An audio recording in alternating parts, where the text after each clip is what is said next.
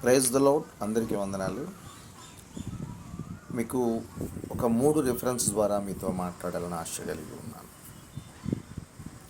మొట్టమొదటిగా దేవుడు ప్రేమ స్వరూపి అయి ఉన్నాడని మొదటి యోహాను పత్రిక 4వ అధ్యాయం 8వ వచనం 7-8 వచనాలు చెప్తున్నాయి. దేవుడు ప్రేమించేవాడు, మరి ద్వేషించేవాడు ఎవరో మీరే తెలుసుకోవాలి. సర్వము సమకూర్చేది దేవుడే, ప్రతి మానవుణ్ణి సృష్టించేది దేవుడే. ఈరోజు నేనంటాను, దేవుడి బిడ్డలుగా బ్రతుకుతున్న ప్రతి ఒక్కరికి కూడా ప్రేమ చాలా శ్రేష్టమైనదని 1 కొరింథీయులు 13వ అధ్యాయం 13వ వచనములో ప్రేమ శ్రేష్టమైనదిగా ఉన్నదని చెప్పారు. విశ్వాసము, నిరీక్షణ, ప్రేమ. మనిషికి ప్రేమ చాలా విలువైనది, అంటే శ్రేష్టమైనదిగా ఉంది. దేవుడి బిడ్డలు ప్రతి ఒక్కరిని కూడా కులమతాల లేకుండా ప్రేమిస్తే వారిలో శ్రేష్టమైన ప్రేమ దాగి ఉందని తెలుసుకోగలం. మరి మత్తయి సువార్త అంత్య దినాలలో దేవుడే స్వయంగా మాట్లాడాడు.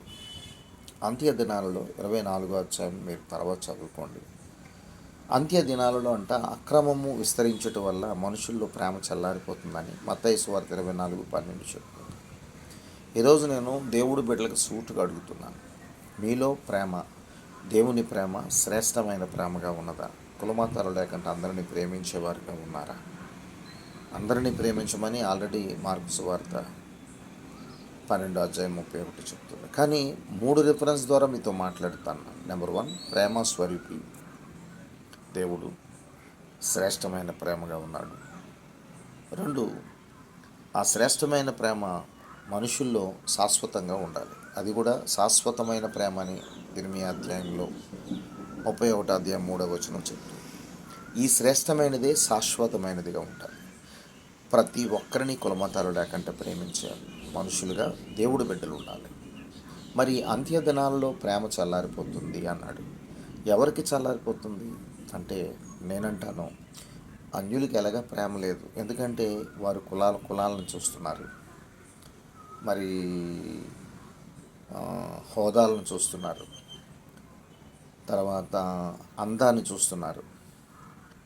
నాకు తగ్గవాడైనా, నాకు సరిపోయేవాడైనా, వారిలో వాళ్ళు కుటుంబ సభ్యులకి మాత్రమే మేనరికం, లేదంటే మంచి సంబంధము, డబ్బున్నోళ్ళకి ఇవ్వాలి, లేకపోతే ఉద్యోగం ఉన్నవాడికి ఇవ్వాలి అని స్వార్థమైన ఆలోచనలతో తిరుగుతూ ఉంటారు. అలాగే దేవుడి బిడ్డలు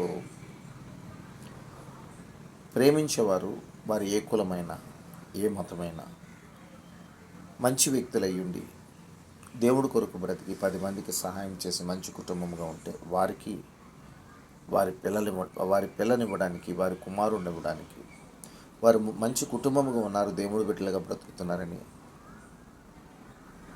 వారు సిద్ధపడే మనసుతో ఉన్నవారు దేనికి ఆశపడకంట, నా కూతురిని చేసుకున్నవాడు మంచి ప్రార్థనాపరుడు, నా కుమార్తెను చేసుకునేవాడు మంచి ప్రార్థనాపరుడు, బాగా ప్రార్థన చేస్తాడు, బైబిల్ చదువుతాడు, దేవుడి చిత్తాన్ని నెరవేర్చే వ్యక్తిగా ఉన్నాడు, ఖచ్చితంగా ఆయన నా కూతురిని ప్రేమించగలడు, జీవితకాలం అంతా చూడగలడనే ఆలోచనలతో ఉంటారు దేవుడి బిడ్డలు.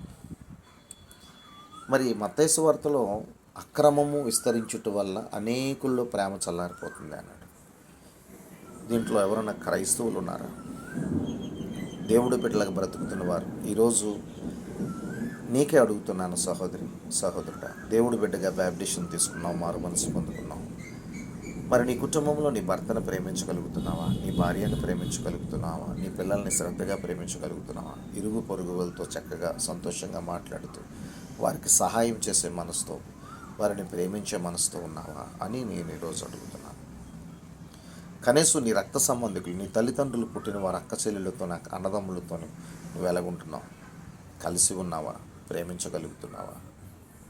నా జీవితంలో నేను దేవుణ్ణి నమ్మక మా కుటుంబ సభ్యులు, రక్త సంబంధికులు, స్నేహితులు, ఈ లోకంలో నేను ఏదేదో ఎవరెవరినో ప్రేమించాను, అందరూ దూరం అయిపోయారు. కానీ దేవుని ప్రేమతో అందరినీ ప్రేమించాలని నేను ముఖం మీద మాట్లాడుతుంటే వారికి కోపాలు వస్తున్నాయి. ఎవరు ఎన్ని అనుకున్నా దేవుని ప్రేమతో వారిని క్షమిస్తాను, దేవుని ప్రేమతో ప్రేమిస్తూ వారికి ఎటువంటి కష్టం ఉన్నా నాకంటూ ఉంటే సహాయం చేస్తాను, వారితో మాట్లాడడానికి ప్రయత్నిస్తాను. ఎవరైతే మనుషులను దూరం చేస్తారో, ఎవరైతే స్వార్థంతో బ్రతుకుతున్నారో వారిని అంటున్నాడు స్వబుద్ధిని ఆధారం చేసుకుంటున్నారని. స్వబుద్ధిని ఆధారం ఎవరు చేసుకుంటారు అంటే దేవుడి బిడ్డలు కానివారు. ఇది మనం తెలుసుకుందాం. దేవుడి బిడ్డలుగా బ్రతుకుతున్న మనము కష్టం వచ్చినా, బాధ వచ్చినా, శ్రమ వచ్చినా, ఏదొచ్చినా ఓర్పుతో, సహనముతో ఎదుటి వారిని కనికరిస్తూ, ప్రేమిస్తూ, కులమతాలు లేకుండా ప్రేమిస్తూ, దేవుడు పనిచేస్తూ, దేవుడి ప్రేమను ప్రకటిస్తూ, ఆ ప్రేమను మనలో శ్రేష్టమైన ప్రేమగా పదిలంగా ఉంచి అందరినీ ప్రేమించే మనసుతో మనం ఉన్నామా? ఈ వీడియో చూస్తున్న ప్రతి ఒక్కరు పరీక్షించుకొని, ప్రేమ లేనివాడు ఆయన వాడు కాదని చెప్పాడు దేవుడు. దేవుడు రాజ్యానికి కూడా పనికిరాడు. ఇప్పుడు ఈ వీడియో చూసి నీవు ఒకవేళ డిఫరెంట్గా ఉన్నావేమో, అసూయతో, కోపాలతో, ద్వేషాలతో, మూర్ఖత్వంతో ఉన్నావేమో, సరి చేసుకో.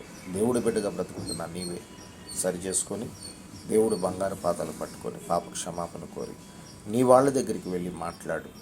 ఒకసారి వెళ్ళు, 2 సార్లు వెళ్ళు, 3 సార్లు వెళ్ళు, అయినా వినుకోకపోతే దేవుడే చెప్పాడు, సమాధానం లేని ఇంట్లోకి వెళ్ళొద్దు, బయటకు వచ్చేస్తాయి. వారి కొరకు ప్రార్థించి దేవుడి బిడ్డగా నువ్వు ఉంటావు ఖచ్చితంగా. ఎందుకంటే దేవుడు చెప్పేది చాలా శ్రేష్టమైనది. ఆ మాటతోనే బ్రతుకుతాం. ఎవరు ఎన్ని రకాలుగా అనుకున్నా మనమైతే ప్రేమిద్దాం, జీవితకాలం అంతయు ప్రేమిద్దాం, ఈ కంఠంలో ప్రాణం ఉన్నంత వరకు ప్రేమిద్దాం. God bless you all. Praise the lord.